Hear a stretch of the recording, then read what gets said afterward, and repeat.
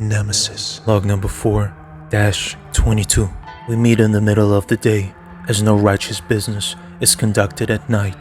I have to wear heavy disguise to avoid being spotted. The most wanted man in the galaxy casually lunching out in public is not a good look. The appointed place for our negotiation is a bustling restaurant famous for its breakfast food, a bistro high up in the clouds, with every table being inside a separate transparent globe that detaches and floats on its own once your order is served. Despite its business and popularity, these spheres provide full privacy without anyone eavesdropping, and a beautiful vista around you. Not like Calypso is not gorgeous enough to be a sole object to look at. Last meal in style, the place being reminiscent of Bespin's aesthetic, the cloud city where Calypso spent her youth. I arrive at the restaurant with the weight of the galaxy in my stomach. I can't shake the feeling that I'm about to walk into a trap, but as bizarre as it might sound, I've missed Calypso and can't wait to see her pretty little face. From what was shown to me before, what percentage was the real her and not just the act to woo and hypnotize me, brainwash me into being a minion in her plans? She is sitting there, alone, as beautiful as ever, sipping on her nitro brew. She is always composed, but I see a look of worry in her face this time. I sit down in front of her and a droid comes to take my order. I just go with the same beverage. My stomach's in a knot and can't allow any nutrition with all this tension. She declines to order any food that's being suggested by a server and just goes with her refill cup, telling me she's been feeling a bit nauseous lately. Is it the nerves too, playing in her tummy before the big meeting? The brew is brought to us and our cloud detaches from the main part of the restaurant, allowing some privacy to talk freely. I swap our cups before taking a sip. Don't think I have to remind you that the trust is long gone. Tell me one reason why I should trust you.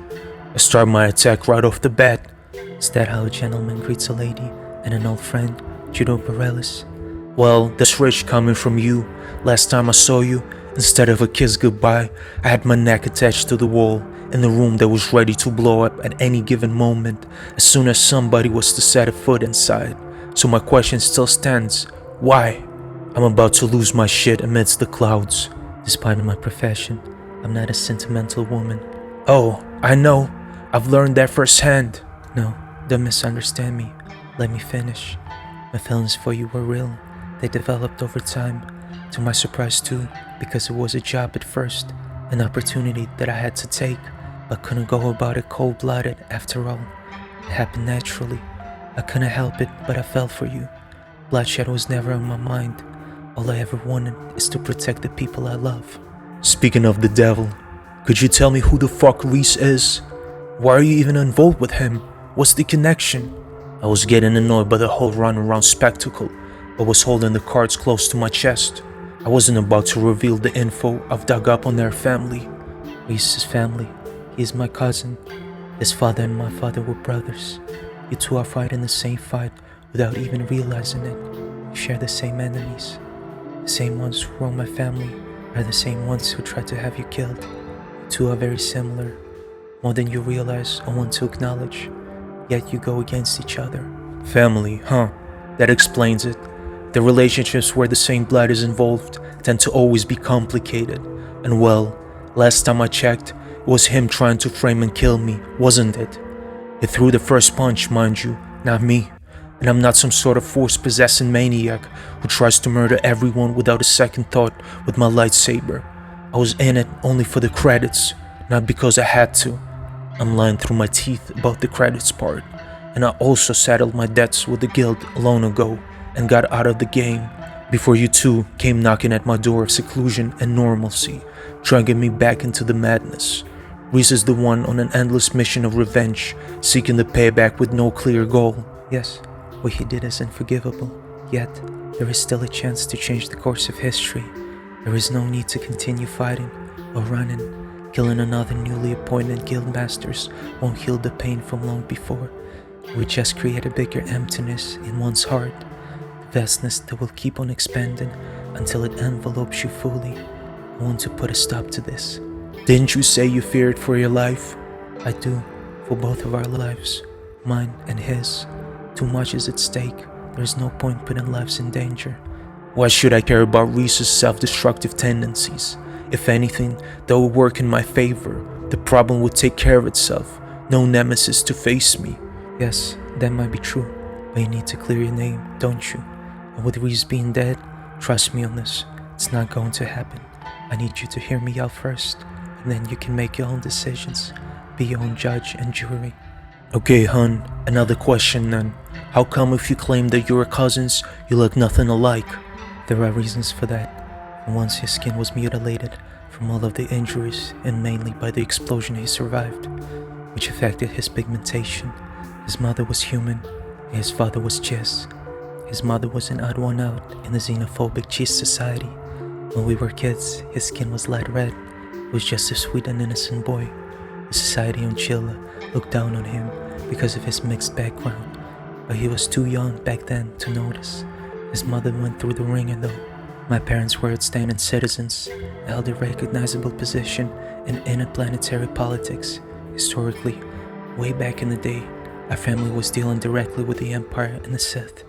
Before the government was overthrown during the Civil War on Chile, the major revolution, but our forefathers had managed to save face and still remain in their respective positions after the Empire met its end.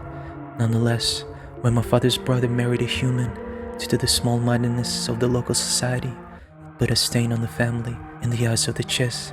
And to top it all off, his father was a Jedi sympathizer, teaching classes on their ways and philosophies. That's where the divide between the brothers was born. Hope this explains resemblance concern of yours. The name Bloor goes back many generations. It once belonged to the ruling family on Chile, way before our modern times, back when feudalism was at the core of society's structure. That is the royal blood in our veins, cursed by the ones our forefathers wronged. When the last royal family in charge, carrying the name Bloor, was slaughtered in their home, long before our parents were born, with a hope for any redemption, before the great uprising which led to cessation of the feudal order, as our family's legend tells. Only one child survived, to continue our lineage in secret, under a different name, before we could reclaim the name Bloor again. Several generations down the line, the cycle of children paying for their father's sins, the crest that you've seen on me and Reese, 3 little pyramids forming the letter B for Bloor, was given to all the children 1 month after the birth, as a sense of pride for reclaiming our royally cursed name. It's a family tradition. If you're telling me the truth, it does shed some light on your family's fucked up past, recent and not so much.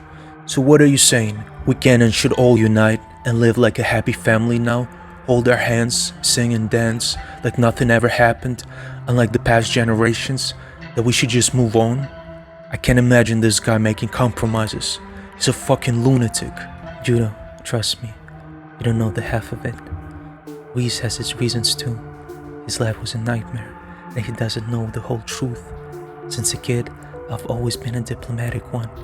My father was the one who squealed on his brother's ties to the Jedi Order because of something Reese and I did as kids, and afterwards, when my father realized the potential consequences and tried to go back on it and renounce his statements, saying it was just a mistake and a misunderstanding, it was already way too late. My parents shipped me out just in the nick of time, but Empire ordered assassination of Reese and his parents. They were shielding him from the explosions while their house was collapsing. They died right in front of him, but he survived. In the rubble of the house, the family house that was blown to bits, against all odds, he rose from the ashes. He changed his life course irreversibly. He wasn't the same since. I thought he was dead for many years, until one day he found me. But betrayal was from within a family. I kept it a secret for all these years, to protect him from learning the truth, hoping when he satisfies his hunger with revenge against the guilt, he won't continue down this path. But it sent him even further off the rails, blood hungry with inability to satisfy his thirst, no matter how much blood is shed at his hands. So what do you suggest? What is your grand plan, sweetheart? Propose a meeting between the two of you, myself and Arbiter, when we can clear the air out all of our pent-up resentments and grievances. I can propose a way to satisfy what you want and what he wants, a way to clear your name and get his head out of the killing pursuit. No more running. And also, to top it all off, I'm offering quadruple the price of what initially was discussed way back when we were planning to fix the very first bizarre game. I'm sure you still remember. I'm not going to call it paying you off to make a truce, but that's kind of what we're about to do. Like the fucking credits would matter at this point. But how could I ever forget? I thought to myself, the days when nothing but lovely obsession was on my mind, leaving no room for worries whatsoever. Nemesis.